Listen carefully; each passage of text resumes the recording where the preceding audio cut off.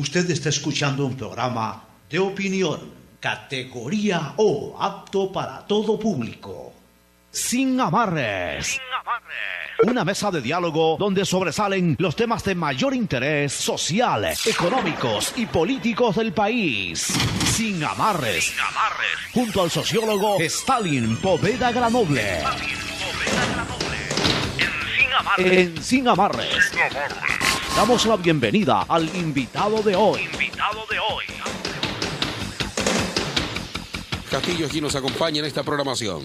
Le damos la bienvenida al doctor Byron López Castillo, nuestro panelista de los días viernes, y vamos a abordar un tema que realmente amerita profundizarlo desde la perspectiva de la búsqueda de una reinstitucionalización en el país, después de 10 años de una década subastada, para unos robada, para otros ganada, para otros extraviada y confundida, que generó una estructura, que dejó como herencia una estructura sometido a los designios del poder y a juegos de intereses de grupos a nivel de la justicia y a nivel de la política, que hicieron de la administración de la justicia, de las instituciones del Estado, hicieron una arca, esta sí, perdida, pero encontrada en el marco de los intereses de estos grupos que la perdieron o que la extraviaron.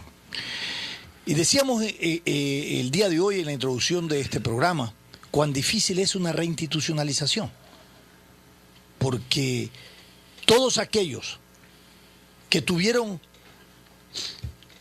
estas prácticas reñidas con la ética política fueron las personas que generaron justamente esa distorsión en beneficio de sus intereses y sometieron a la democracia, al Estado de Derecho, ¿no?, a los designios, nuevamente digo, del poder. Abordaremos este tema con motivo de la presencia del día de ayer del Consejo de la Judicatura al Consejo de Participación Ciudadano Transitorio. Doctor, buenos días. Buenos días, señoras y señores. Cada día el país se despierta con novedades, otras veces con novelerías, pero muy poco se asienta en el país el sentido de responsabilidad que debe caracterizar de manera preferente a los funcionarios públicos. La denominada interpelación política, que así se llamaba anteriormente a la comparecencia de un funcionario ante el Congreso, ahora Asamblea Nacional, ahora el juicio político tiene una orientación diferente. La comparecencia ante el Consejo de Participación Ciudadana y Control Social en Transición tiene una trascendencia enorme en la vida democrática del país, en búsqueda de lo que usted anota, en búsqueda de la reinstitucionalización del país. Este Consejo Transitorio fue elegido, como el pueblo sabe, como consecuencia de la consulta popular del 4 de febrero. Y tiene, entre otros aspectos, la de hacer la evaluación de todos los funcionarios y organismos de control que fueron designados a dedo o mañosamente por el anterior Consejo de Participación Social. Ahora se cita a los funcionarios que comparezcan ante él para que, apoyados en el debido proceso y respaldados en la ley y en la Constitución, se defiendan de las imputaciones o inculpaciones que la ciudadanía les hace ante el Consejo de Participación Ciudadana en Transitorio. ¿Qué pasó el día de ayer? El representante del Consejo de la Judicatura compareció y adoptó una pose que ha sido no muy bien vista por la ciudadanía.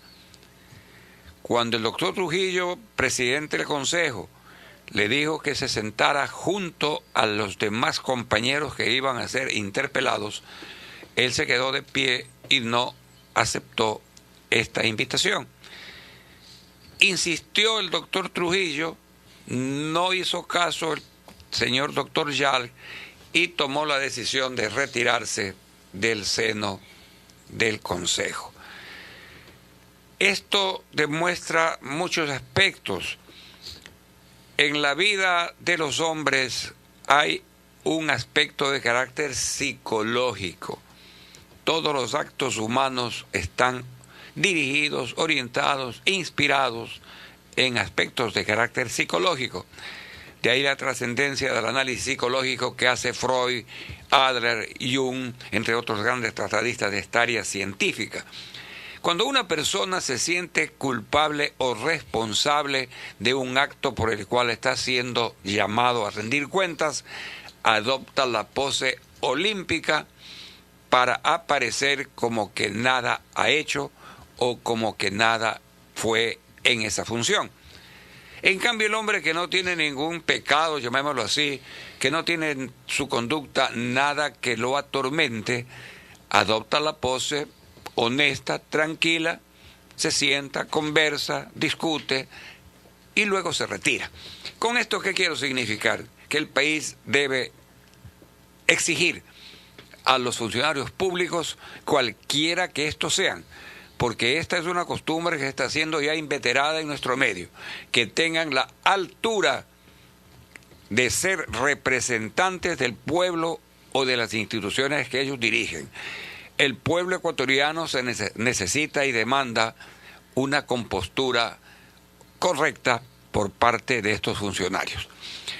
Ojalá el Consejo de Participación Ciudadana en Transición siga actuando en la forma en que lo viene haciendo, con beneplácito y respaldo del pueblo del Ecuador. ¿Han firmado su carta de función al Consejo de la Judicatura? Y yo creo que usted anota una gran verdad. Si algo se decía en el país, que el Consejo de la Judicatura tiene mucho que ver en el manejo indebido de la justicia en este país, con la actitud del doctor Jack del día de ayer, como usted dice, parece que firmó su partida de defunción. Esa es una apreciación que estamos haciéndola frente a los hechos objetivos. Pero la realidad es que las denuncias que se presentaron ante el Consejo de Participación Ciudadana, en este caso de la Judicatura, como en otros casos de otros funcionarios, son contundentes y el pueblo ecuatoriano ha sido el que ha dado ese aporte. El Consejo está recibiendo la denuncia, los documentos y las pruebas, que así se llaman ahora, de quienes se han sentido directamente afectados por las gestiones de este organismo, concretamente de la Judicatura. Perfecto, para concluir con este tema y pasar al otro tema, doctor. No solamente ha sido YAL y el Consejo de la Judicatura que ha tenido esta actitud, también el señor Ochoa, cuando se lo destituyó, se lo evaluó, tuvo ese comportamiento. El defensor del pueblo también se resistía a las decisiones y de ahí salieron posiciones de que el Consejo de Participación Transitorio se excedía en sus funciones. Eso está prácticamente debatido y está claro. Cuando los hombres no tenemos bien claro lo que significa el paso de una persona por la gestión pública, se adoptan estas poses histriónicas e histéricas, llamémoslo así. El hombre que llega a una función pública no compra esa función. Él sabe que tiene un tiempo de duración corto o largo según su desempeño. Puede retirarse, puede renunciar, puede ser destituido, puede ser cancelado o irse voluntariamente o terminar su mandato o su periodo. Y cuando se retira debe retirarse tranquilamente. Perfecto. Con la conciencia tranquila. Perfecto. Pero cuando se les mete en la cabeza, como le metió el correísmo, que este sistema político iba a durar 300 años, se creyeron intocables y que la historia los juzgaría cuando ellos estuvieran muertos después de 290 años. Correcto. Y esto no es así. No es así. La Ahora, historia nos está diciendo lo contrario. Perfecto. Se creían eternos en el poder. Vamos ahora a analizar otro tema que está en el debate de la agenda nacional, y es la diplomacia, el poder y la política. El tema de la política internacional del Ecuador en estos 10 años y ahora en el año de Moreno es una política totalmente equivocada y contraria a los designios del pueblo del Ecuador.